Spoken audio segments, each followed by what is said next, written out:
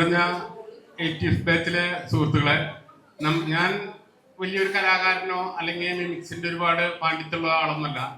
എന്നാൽ കഴിയാമെന്ന് ഒരു 1, 2, 3, 4 ഡയലോഗുകൾ പഠിക്കാം എന്നുള്ള ഒരു ഉദ്ദേശം മാത്രമല്ലോ സഹകരിച്ചാൽ.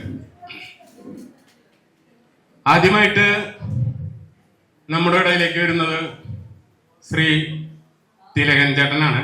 ഇന്ത്യൻ റുപ്പീസ് സിനിമയിലത്തെ ഒരു ഡയലോഗാണ്, ശ്രദ്ധിച്ച. വിശന്നു വലഞ്ഞു വന്നിരിക്കെ ഒരു ഗ്ലാസ് വെള്ളം ചോദിച്ചപ്പോ വയറ് നിറച്ച് ആഹാരം തരാമെന്ന് പറഞ്ഞ ആ മനസ്സുണ്ടല്ലോ, അതാണോ ജീവിതത്തിൽ നിങ്ങൾക്ക് കിട്ടിയ ഏറ്റവും വലിയ പുണ്യം.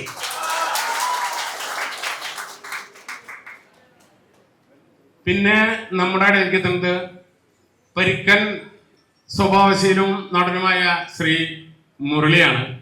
അദ്ദേഹത്തിന്റെ പഴയകാല ആധാരം, ഭൂമിഗീതം, വളയം, ചെമ്പക്കുളം തച്ചൻ, അങ്ങനത്തെ സിനിമയിലത്തെ ഒരു 2 വാക്കുകളാണ് ഞാൻ പറയാൻ ഉദ്ദേശിച്ചത്.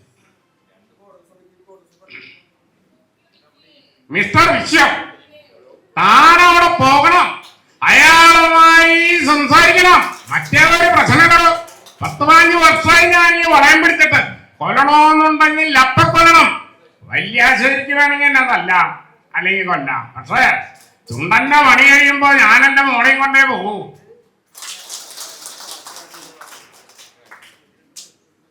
അടുത്തതായി നമ്മുടെ ഇടയില് വരുന്നത് ശ്രീ നെടുമുടി വേണുചേട്ടനാണ്.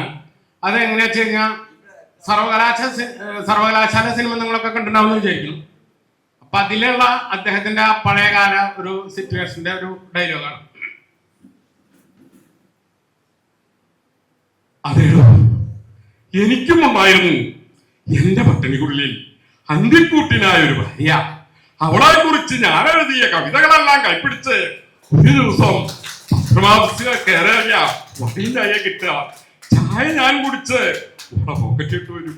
കീറിയ പായാലെ കീറാത്ത ഭാഗത്ത് എടുത്തി ഞാൻ അവളെ വളർത്തി.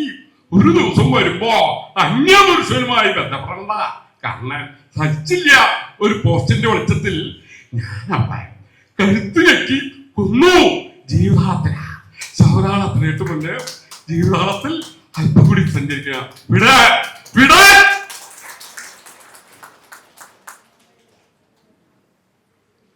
അടുത്തതായി നമ്മുടെ ഇടയിലേക്ക് വരുന്നത് ശ്രീ നരേന്ദ്രപ്രസാദാണ്. അങ്ങനെ പല പല വില്ലൻ വേഷങ്ങളെന്നുള്ളത് കണ്ടിട്ട് അപ്പൊ ഇത് ഒന്ന് കേട്ടു. 16 വർഷങ്ങൾക്ക് മുൻപ് നെറ്റി പിളർന്ന് ചോര വീണ ഈ പുഴക്കരയിലെ മണൽത്തരികൾ എടുത്ത് അപ്പൻ ഒരു പ്രതിജ്ഞ ചെയ്തിരുന്നു. അത് തിരുത്തി പറയാൻ സൂര്യൻ പടിഞ്ഞാറൊന്നും ഉദിച്ചു തുടങ്ങിയിട്ടില്ലല്ലോ. കണിമംഗലത്തിന്റെ നാശം, കണിമംഗലം കൊട്ടാരത്തിന്റെ ഗോപുരം നിലമുത്തട്ട് എങ്ങിത്തകവും.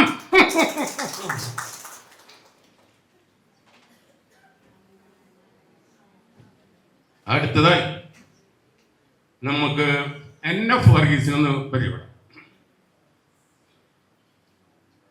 ആരാടാ നിന്നെ തല്ലിയത്? അണ്ടവനോ സെഡ്ജിയോ? തല്ലിയതല്ല, ചവിട്ടിയതാ. അതും ഷൂസിട്ട കാലുകൊണ്ട്. അണ്ടവ, ഇത് നിന്റെ കോയമ്പത്തൂരുള്ള തുപ്രാണ്ടി കൊപ്രങ്ങളല്ല, ഇത് കൊച്ചിയാ, കൊച്ചി, വിശ്വനാഥന്റെ കൊച്ചി.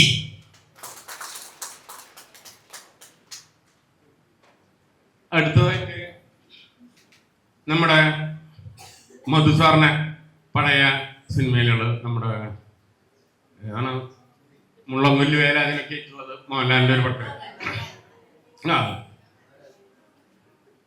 നീലടാ മുള്ളംകൊല്ലി ഉറപ്പിക്കുന്ന മുള്ളംകൊല്ലി വേലായുധൻ, നിന്റെ കയ്യിൽ ഒരു കത്തി ഉണ്ടെന്ന് കേട്ടു.